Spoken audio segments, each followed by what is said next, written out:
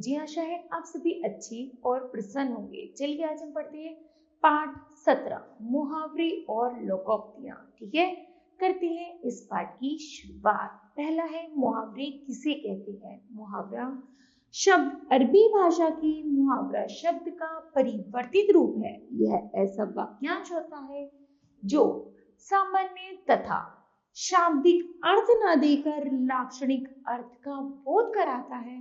यह भाषा को सुंदर और प्रभावशाली बनाने में अहम भूमिका निभाता है। यह लिंग, वचन और क्रिया के अनुसार वाक्यों में प्रयुक्त होता है। पहला है मधु हमेशा अपने पति के कान भरती रहती है। दूसरा, निधि को मोहन और मयंक की दोस्ती एक आंख नहीं भाती है। मुहावरे अर्थ और वाक्य इनका प्रयोग करते हैं। जैसे जहर उगलना, इसका अर्थ है जली कटी सुनाना। वाक्य प्रयोग है श्री कृष्ण के मुंह से संधि प्रस्ताव सुनकर दुर्योधन जहर उगलने लगा। आगे है पलके भारी होना अर्थात नींद आना। रात भर पढ़ाई करने के कारण मैं इनकी पलकें भारी हो गई हैं। कानाफूसी करना, इसका अर्थ है बहुत धीरे धीरे बातें करना। वाक्य प्रयोग है परीक्षा के समय कानाफूसी करने वालों को दंड मिलता है। आगे है ईंट से ईंट बजाना का अर्थ है नष्ट करना। वाक्य प्रयोग है भारतीय सैनिकों ने दुश्मन की ईंट से ईंट बजा दी। आगे है छक्के छुड़ा देना, हरा देना। वाक्य प्रयोग है क्रिकेट में ऑस्ट्रेलिया के खिलाड़ियों ने न्यूजीलैंड टीम के छक्के छुड़ा दिए। आगे है कलई खुलना, रहस्य पता लगाना। आयकर विभाग का छापा पड़ा तो विधायक जी की कलई खुल गई। टका सा जवाब देना का अर्थ है साफ इनकार करना। मैंने तो मित्र समझकर मुझे से 200 रुपए मांगे पर उसने मुझे टका सा जवाब दे दिया। आगे है पेट में चूहे कूदना, बहुत भूख लगना, जल्दी खाना पकाओ, बच्चों के पेट में चूहे कूद रहे होंगे। गुड़ गोबर करना, सब बेकार कर देना। शिवांश के जन्मदिन की पार्टी में केक जमीन पर गिर जाने से सब गुड़ गोबर हो गया। पांव उखड़ना, मैदान छोड़कर भागना। वाक्य प्रयोग है लक्ष्मीबाई की बहादुरी देखकर जनरल स्मिथ के पांव उखड़ गए। कमर कसना, इसका अर्थ है तैयार हो जाना। भारतीय सेना ने चीन के खिलाफ कमर कस ली थी। मन मोहना का अर्थ है आकर्षित करना। अक्षरधाम मंदिर की सुंदरता सभी पर्यटकों का मन मोह लेती है। आगे है किताबी कीड़ा, हमेशा पढ़ने वाला। वाक्य प्रयोग है मयंक हर घड़ी पढ़ता रहता है, वह तो बस किताबी कीड़ा है। आगे है बाएं हाथ का खेल, अर्थ है सरल काम। वाक्य प्रयोग है विराट कोहली के लिए अर्धशतक बनाना बाएं हाथ का खेल है। आगे है रंग में भंग पड़ना, मजा किरकिरा होना। शादी का कार्यक्रम अच्छा चल रहा था, बारिश ने रंग में भंग डाल दी। दो टूक बात करना, स्पष्ट बात कहना। मेरे बड़े भाइयों दो टूक में बात करने में विश्वास रखते हैं। ये है हथियार डालना, हार मानना। चोरों ने पुलिस के सामने हथियार डाल दिए। दिन दूनी रात चौगनी, तेजी से उन्नति करना। हर्ष बहुत परिश्रमी इसलिए दिन दूनी रात चौगनी उन्नति कर रहा है।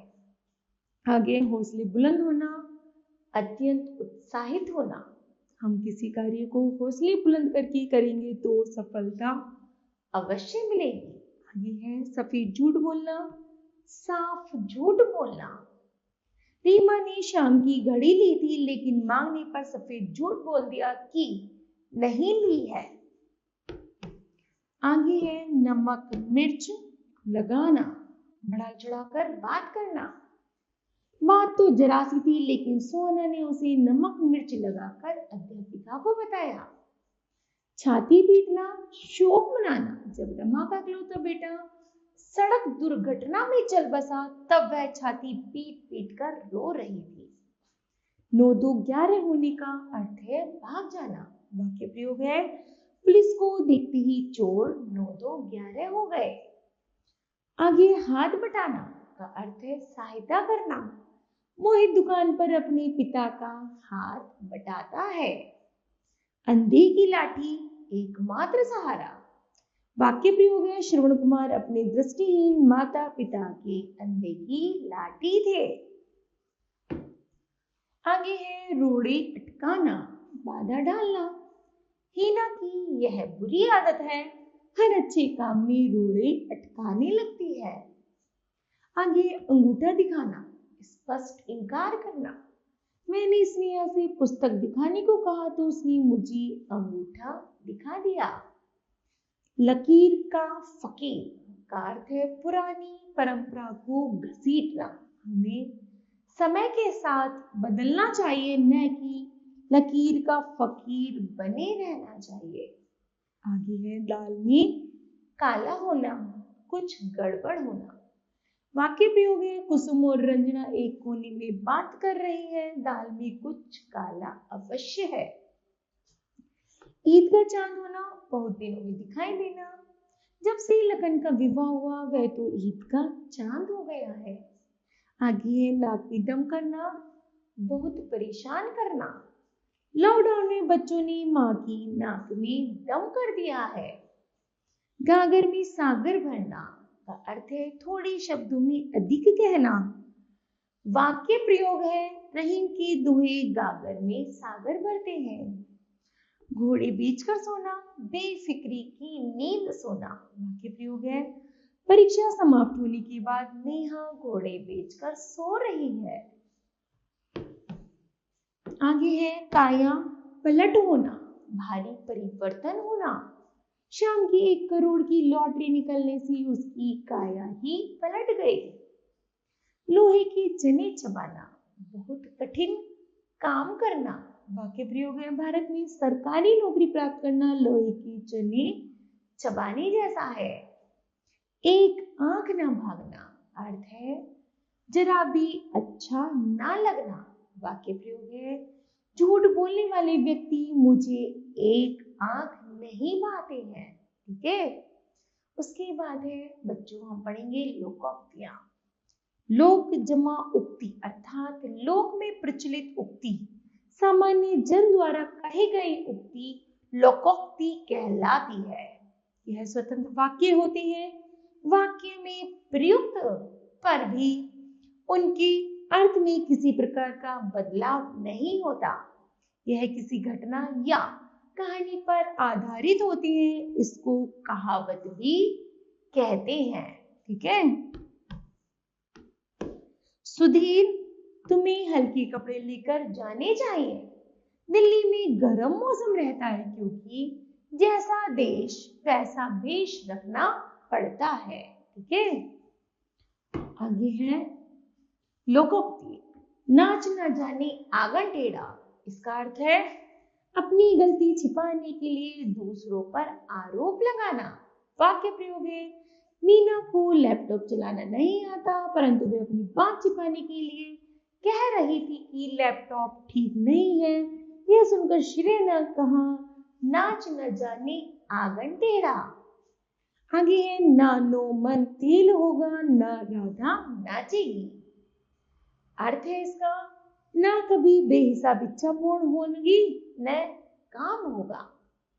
वाक्य प्रयोग है, मैंक ने कहा कि जब मेरे पापा मुझे गाड़ी देंगे तभी मैं पढ़ाई करूंगा। यह सुनकर पिताजी बोले, ना मोह मन तेल होगा और ना राधा नाचेगी।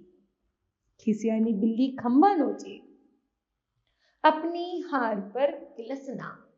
वाक्य प्रयोग है, दिल्ली में चुनाव हारने के बाद विधायक जी ने अपने कर्मचारियों पर बहुत गुस्सा किया। तब ऐसा लग रहा था जैसे खिसियानी बिल्ली खंबा नोच रही है। आगे कुआं पीछे खाई, चारों तरफ मुसीबत। चींटी को अचानक सामने देखकर रमन पीछे की ओर भागा, लेकिन पीछे नदी देखकर घबरा गया क्योंकि उसको तैरना नहीं आता था। उसके लिए तो आगे कुआं, पीछे खाई वाली बात हो गई। आगे है बिल्ली के भाग्य से छीका टूटना, अचानक लाभ होना। प्रिंस को विदेश से अचानक अधिक धन आ गया, इसे कहते हैं बिल्ली के भाग्य से छीका टूटा। एक मछली सारे तालाब को गंदा करती है, इसका अर्थ है एक बुरे व्यक्ति की बुराई सबको बुरा बना देती है। वाक्य प्रयोग है हमारी कक्षा में सभी बच्चे अच्छे, हम चाहते हैं कि कोई बच्चा गलत संगत में ना जाए, तभी तो एक मछली सारे तालाब को गंदा कर देगी।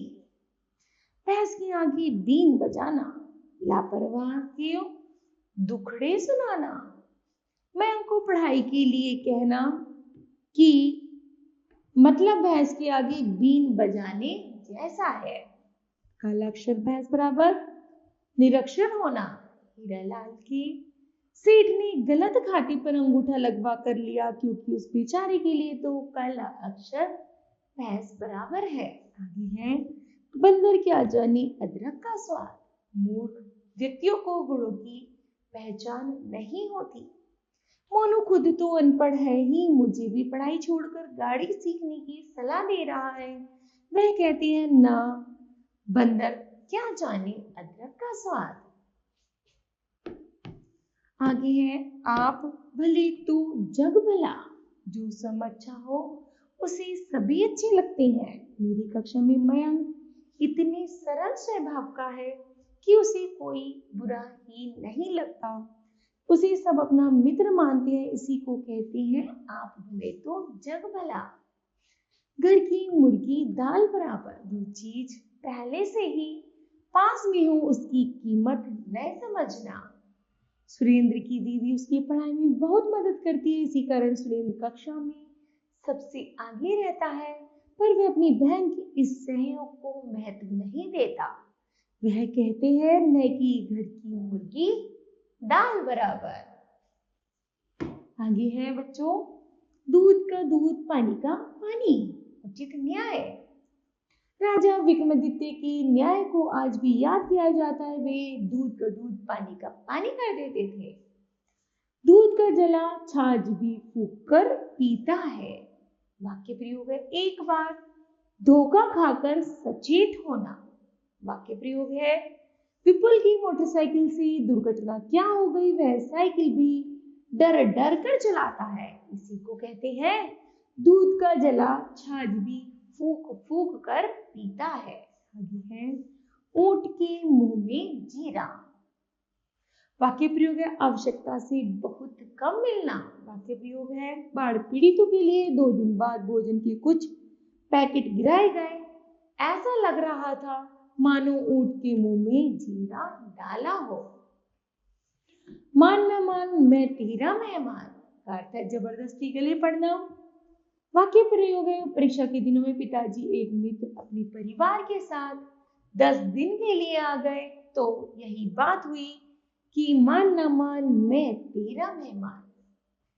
अब पछताए होत क्या जब चिड़िया चुग गई खेत का अर्थ है समय बीत जाने पर पछताना। वाक्य प्रयोग है परीक्षा के समय तो मैंने पढ़ाई नहीं की इसलिए उसे अच्छे अंक नहीं मिले, अब हाथ पैर मारने से क्या होगा। सच ही कहा है अब पछताए होत क्या जब चिड़िया चुग गई खेत। ठीक है तो बच्चों मुहावरे और लोकोक्तियां पाठ समाप्त होता है। चलिए जानते हैं इस पाठ की महत्वपूर्ण तथ्य।